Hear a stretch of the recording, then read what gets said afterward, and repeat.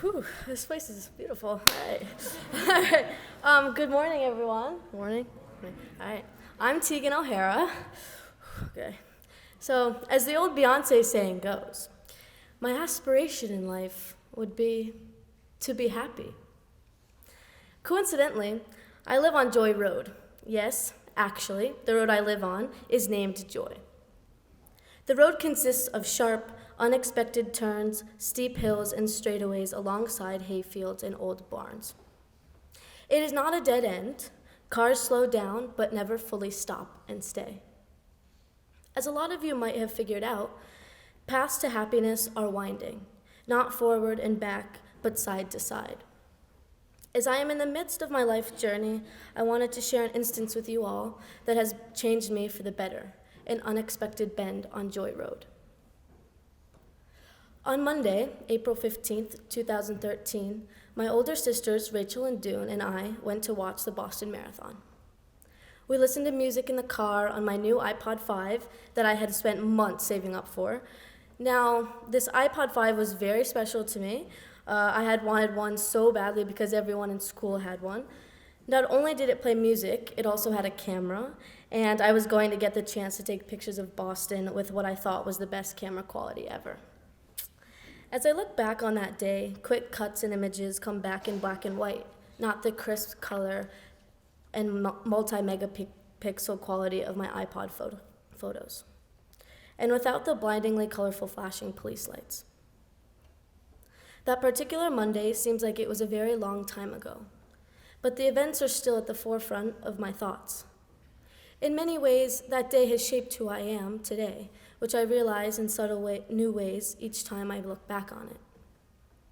My 11-year-old self set a goal to videotape the whole day to show my family what they were missing out on and my cinematography skills. And rolling.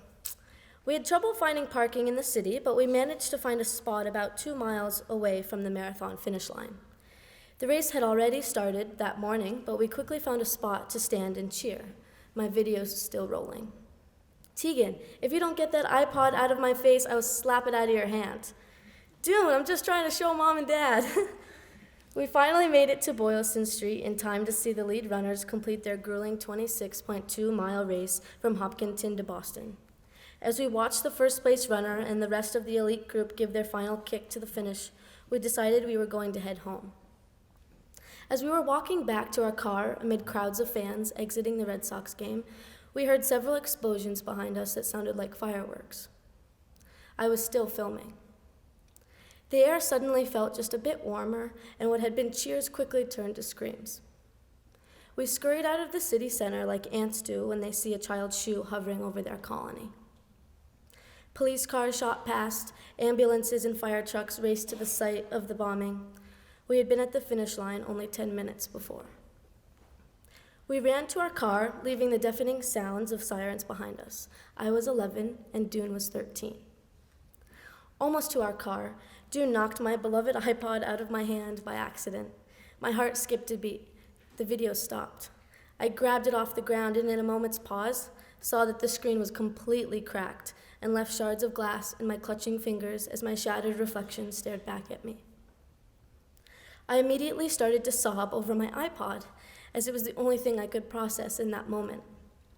I believe that a part of growing up is watching your perspective change from one in which worrying about yourself or your iPod to one in which you worry and care about others. For many nights after, I sat in my bed watching the videos from the day on that tiny iPod screen, still cracked and barely visible, trying to comprehend what had happened and why it had happened. I didn't tell anyone about what sounds I had recorded or what I really felt about that day and how it has affected me. I had been full of youthful excitement, but for many reasons I didn't let people see what I had captured. What was on my iPod was indescribable, and I eventually deleted it and never unlocked or looked at my blue iPod ever again because of the memories and fear it evoked from me.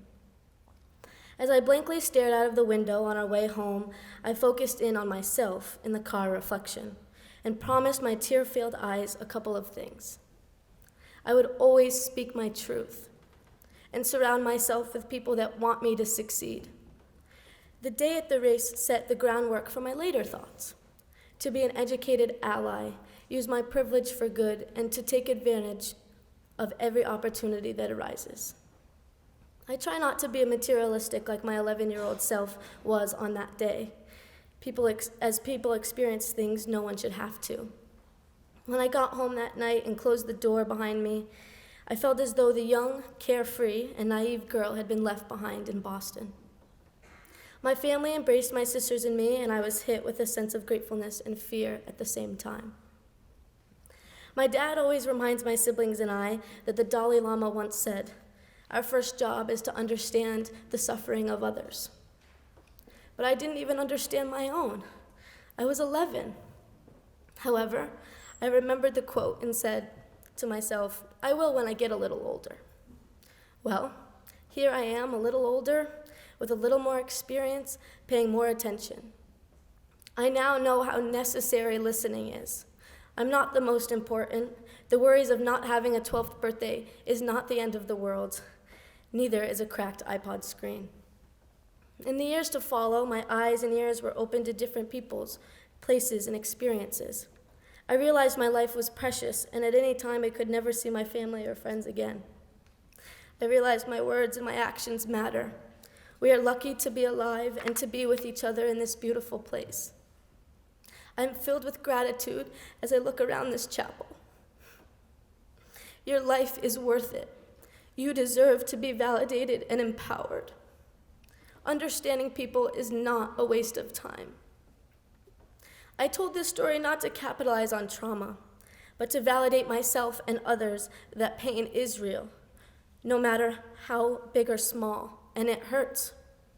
It was time to restate those promises to myself as I did on that grim car ride home, because I sometimes lose sight of those promises as I made them 6 years ago. I've realized that since that day, that little girl I thought was gone forever is still me. I forgot her for a while.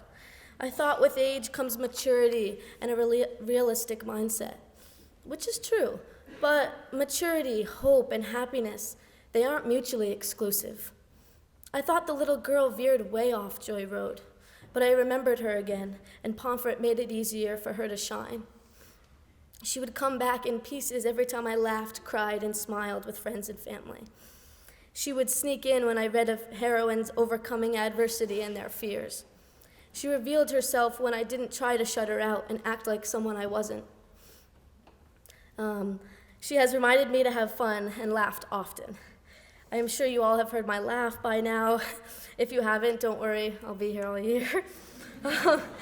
I'm learning to step out of my comfort zone, and in doing so, Pomfret gave me the opportunity to go to Italy, Costa Rica, and Morocco, to explore different cultures, to listen to other people's stories, to be adventurous and brave. Pomfret gave me the chance to sing and dance, play on sports teams with some of my best friends, and winning a New England basketball championship, and to experience things I never thought I would like. I also promised myself to never take life for granted, which is a lot easier to say than to do constantly. But I will always choose love, happiness, and being the best I can be. My mom and dad say, "Whatever you are, be a good one. And all we ask is for you to try your best." So this is me verbally saying, I promise. I don't mean that I promise to always be happy. I mean to always try. Happiness isn't a destination, but the road itself.